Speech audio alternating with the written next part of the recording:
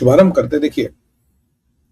पहला और सबसे इम्पोर्टेंट एस्पेक्ट है कि कल रात को डिकोड पे मैंने बोला था कि रास लफान में एक जो कतर का सबसे बड़ा गैस टर्मिनल है, बड़ा एक्सप्लोजन हुआ है। और कतर तो कह रहा है एक्सीडेंट है, अब पता नहीं एक्सीडेंट है नहीं है, मुझे तो डाउट ही है। खैर मैं कह रहा 58 से 60 लोग करीब जख्मी हुए और 20 एक लोग मिसिंग बताए गए थे। अभी जो दुखद समाचार हमें मिला है उसमें से करीब 12 लोग भारतीय मूल के हैं, लॉस देयर लाइव्स। बड़े दुख के साथ, बड़ी संवेदना के साथ मैं आपको कह रहा हूँ, my heartfelt condolences, Om Shanti, प्रभु उनकी आत्मा को शांति दे। और इंजर्ड में भी भारतीय मूल के लोग हैं और भी कंट्रियों के हैं, पर अनफॉर्चुनेटली जो मिसिंग थे 18 या 20, उसमें से 70% लोग हमारे हैं। बहुत दुखद समाचार आया है। मुझे अब भी डाउट है कि ये कोई एक्सीडेंट नहीं है, या तो ये लापरवाही है, मतलब कंप्लिसेंट नेचर। क्योंकि कई बार कतर के साथ ये कोई बहुत बड़ी बात नहीं। याद कीजिए जब फीफा कप हुआ था, कितने लोग मरे थे वहां पे, कितने सौ या कितने हजार भारतीय मूल की लेबर वहां मरी थी, हमारे भाई मरे थे वो। याद कीजिए फीफा में भी कुछ हजार लोग मरे थे तो स्टेडियम बना। तो कतर में ह्यूमन लाइफ की बहुत ज्यादा वैल्यू नहीं है, और खासकर भारतीय मूल के लोगों की और भी ज्यादा वैल्यू नहीं है। अब बोलोगे भाई हर 7 में से एक बंदा भारतीय है, ये है, बट अगेन जो हकीकत है मेरे को बतानी पड़ेगी, दर्शानी पड़ेगी। उन लोगों के लिए बहुत ज्यादा वैल्यू नहीं इंडियन लाइफ्स की। और फीफा वर्ल्ड कप में अब हमने देखा, ये रास लफान में देखा। अब क्या रास लफान में क्या ये एक एक्सीडेंट था, कंप्लिसेंट नेचर था कि ठीक है कोई बात नहीं करने, क्योंकि रास लफान में काफी डैमेज हुआ था ईरान के अटैकों से। माई ब्लैक कॉफी, ईरान के अटैकों से काफी नुकसान हुआ था, और तब ये टर्मिनल का रिपेयर महीनों तक होना था, और टर्मिनल को चालू करने में बहुत बिलियंस ऑफ डॉलर्स का खर्चा था। क्या वो खर्चा किया गया, क्या इतिहाद लिया गया, या ठीक है कोई बात नहीं, हमारे अपने लोग नहीं है, भारत के लोग हैं, कोई फर्क नहीं पड़ता। संवेदनशील विषय, बात करनी पड़ेगी। दूसरा है सबोटाज। अब सबोटाज ईरान भी कर सकता, कोई और भी कर सकता, क्योंकि कतर की जो भूमिका रही है बड़ी विवादों में रही है अभी, और उन्होंने जो काम किया इससे न पाकिस्तान खुश है, न इससे कहीं ईरान भी खुश नहीं है, कहीं अमेरिका में भी एक बड़ा फिरका जो इससे खुश नहीं है, और इसराइल में भी लोग हैं जो इससे खुश नहीं है। जो इनका भूमिका रही है इससे लोग खुश नहीं है। जबकि आज अगर आप देखें तो हमारे अजीत डोवाल साहब ने एक बात तो अच्छी कही, बोला we are cautious optimism. BRICS में जब एनएसएस को, वो ब्रिक्स का समिट जो चल रहा भारत में, डोभाल साहब एनएसएस को संबोधित कर रहे थे, उन्होंने एक वर्ड यूज किया, कॉशियस ऑप्टिमिज्म। तो बहुत ज्यादा ऑप्टिमिस्टिक नहीं है, चलो अच्छी बात है, उम्मीद करते हैं कि अच्छा। वैसे आपको बता दें आज यूएई और ईरान के एनएसयू में आपस में अच्छी खासी भिड़ंत हुई है हमारे। यूएई ने वो वही वाला बात ईरान करा कि तुमने अमेरिकनों के साथ टाई अप किया, तुम्हारी जमीन यूज की जा रही है हमारे खिलाफ, तुम अन इस्लामिक हो, तुम्हें ये नहीं पता, कि तुम्हें वो नहीं पता, तुम्हें अच्छे नेबरों का नहीं पता।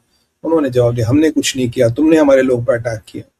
तो अच्छी खासी भिड़ंत हुई। पहले भी जब फॉरेन मिनिस्टर्स की बात हुई थी ब्रिक्स की, तो उसमें भी इनकी भिड़ंत हुई थी, आज भी इनकी भिड़ंत हुई है। तो मैंने कहीं भी आपको लगे हाँ तो बता दूं, ठीक है। मुझे लगता है अब हमें इनके बीच ना रेफरी बनना पड़ेगा कि कब एक दूसरे का फोड़ ना दे उठ के। तो मतलब ईरान के प्रति और कतर के प्रति काफी लोगों का आक्रोश है, they have their own reasons, right और रॉन्ग, दैट इज डिबेटेबल। तो ये बहुत दुखद घटना हुई। तो एक तो ये आपको बताना था। दूसरा, ट्रम्प साहब ने कहा कि भाई न्यूक्लियर साइट्स का इंस्पेक्शन हो रहा, सब कुछ मान गए। ईरानियों ने कहा घंटा नहीं हो रहा, ईरान ने क्लियर मना कर दिया, कुछ भी नहीं हो रहा। ट्रम्प साहब ने कहा कि पैसे वैसे जो दिए जाएंगे इससे वो हमारा गेहूं, चावल, कॉर्न, सोया खरीदेंगे। ईरान ने कहा जी हमने अब ऐसा क्यों कहा, हम तो ऐसा कुछ भी नहीं कह रहे। ट्रम्प ने कहा कि अगर ये यूरेनियम पे और ये चीजों पे ईरान को, मतलब इनके इंस्पेक्शन पे, इत्यादि पे ईरान को आपत्ति, हम ईरान के प्रति इसलिए दरिया दिल हुए थे कि वह ह्यूमैनिटेरियन क्राइसिस थी, उसको बचाने के लिए मैंने ये सब किया। अगर ईरान इससे मना करा तो ब्लॉकेड के शिप अब भी वही है, हम ब्लॉकेड फिर लगा देंगे, और बॉम्बिंग के सारे विकल्प हमारे लिए खुले हैं।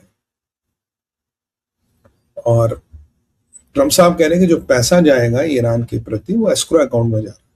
अब आप देखिए, ईरान कह रहा नहीं जी हमारे सेंट्रल बैंक में आ रहा है, एस्क्रो अकाउंट की तो बात ही नहीं हुई थी। अब ईरान के पास मोटा मोटा मेरे हिसाब से 40-50 बिलियन डॉलर जा रहा है। जी हाँ, क्योंकि 32 मिलियन बैरल उन्होंने तेल बेच दिया, 30-35 बिलियन बैरल और उनके पास कोई है पेट्रोकेमिकल्स की, और सैंक्शन हटा दी। ईरान कह रहा है हमें 12 बिलियन मिल गए। अगर इनका आप सम टोटल निकालेंगे तो 40 से 50 बिलियन डॉलर का हिसाब किताब है, और 56 बिलियन डॉलर ईरान के साल का बजट है।